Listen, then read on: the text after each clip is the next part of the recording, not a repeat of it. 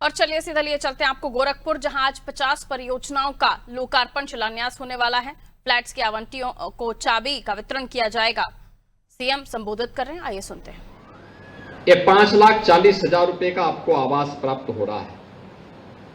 इसकी जो कीमत है, बाजार का जो दाम है, यह लगभग 13 से लेकर 15 लाख रुपए पड़ती है, लेकिन शासन के द्वारा छूट दी जा रही है। उस आधार पर यह 5,40,000 रुपए इसका रेट तय किया गया है, जिससे हर गरीब के पास अपने सिर को ढकने के लिए छत प्राप्त हो सके।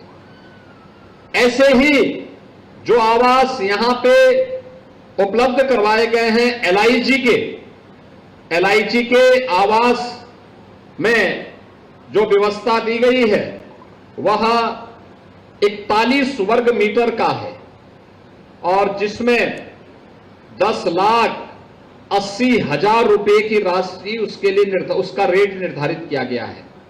लेकिन सरकार को उसको बनाने में जो पैसा खर्च हुआ है, उसके निर्माण में वह लगा है लगभग 19 से 20 लाख। उसको 10 लाख रुपए तक की सब्सिडी देने का काम किया गया, तब उसका रेट घट करके 10,80,000 हुआ है। और वह आज यहां पर भी ऐसे 80 परिवारों को यह आवास उपलब्ध करवाया गया है।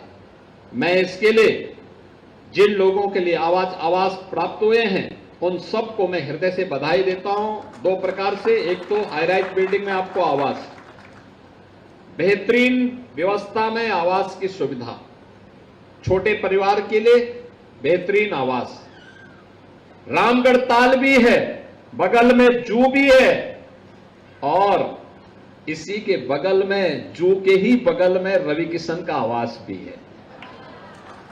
यहीं पे वे भी रहते हैं। देखिए, एक फिल्म में हीरो इसलिए रह रहा होगा क्योंकि अच्छा लोकेशन होगा, इसीलिए तो रह रहे हैं। और एकदम आपके आवास की तरह ही उनका आवास भी दिखाई दे रहा है। वो तो कह रहे हैं कि साहब मैं वो छोड़ने को तैयार हूं, मुझे यहां अगर आवास मिल जाए तो।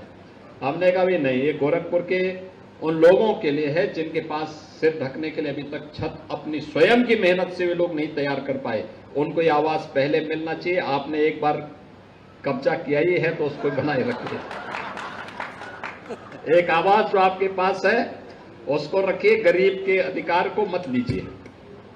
लेकिन यह आवास आपके लिए एक सुनहरा अवसर है आगे बढ़ने के लिए।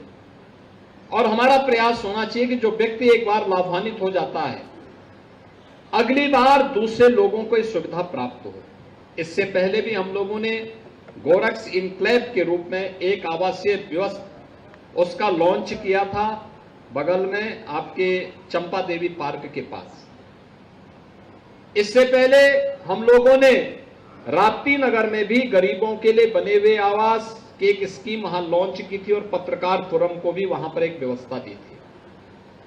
आज आवश्यकता है हर तबके के लिए आवास मिले, गरीब के मिले, स्ट्रीट वेंडर के लिए मिले, रोज श्रमिकों को आवास प्राप्त हो और साथ साथ अलग अलग तबके के लोगों के लिए, पत्रकारों के लिए अलग से और व्यवस्था आनी चाहिए, अधिवक्ताओं के लिए, चिकित्सकों के लिए, शिक्षकों के लिए और भी अलग अलग व्यापारियों के लिए, उद्यमियों के लिए, अलग अलग तबके के लिए आवासीय स्कीम समय समय पे निकाल करके उन्हें अच्छे आवास देने की एक व्यवस्था की जानी चाहिए, जिससे हर व्यक्ति के पास अपने सिर को ढकने के लिए एक आवास की सुविधा मिल सके, एक छत प्राप्त हो सके।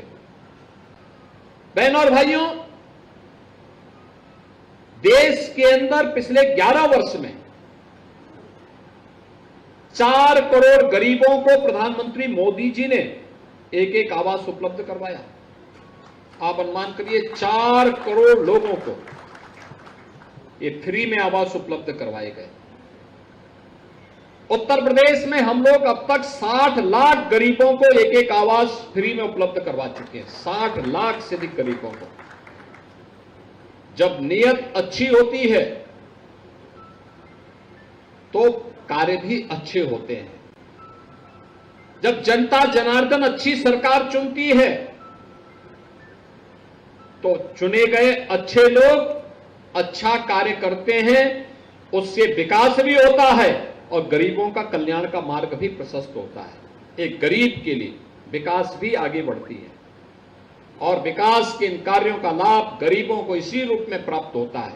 आपने सिफारिश नहीं की होगी,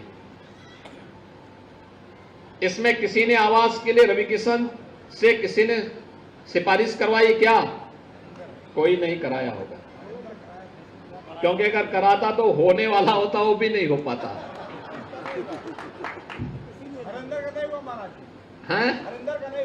हाँ, लेकिन आवास हो गया। अब वो स्वयं आके देख रहे हैं, पछता रहे हैं कि आवास मुझे भी यहां एक लेना है, क्योंकि अच्छा लोकेशन है, ताल का लोकेशन, जू का लोकेशन, इधर खोराबार का लोकेशन, एक ही जगह से पूरा एक जगह से सब कुछ उपलब्ध हो रहा है। और दूसरा, अच्छी सोसाइटी, अच्छे लोग हैं, सब लोग एक साथ रहेंगे, मिलकर के रहिए, अच्छे ढंग से रहिए और अपनी एक हाउसिंग रेजिडेंट कमीशन यहां पर आवासीय समिति का गठन करिए। उस सोसाइटी के माध्यम से थोड़ा थोड़ा पैसा इकट्ठा करके जो मेंटेनेंस का कार्य होता है, कुछ तो जो डेवलपर होगा वो पैसा जमा कर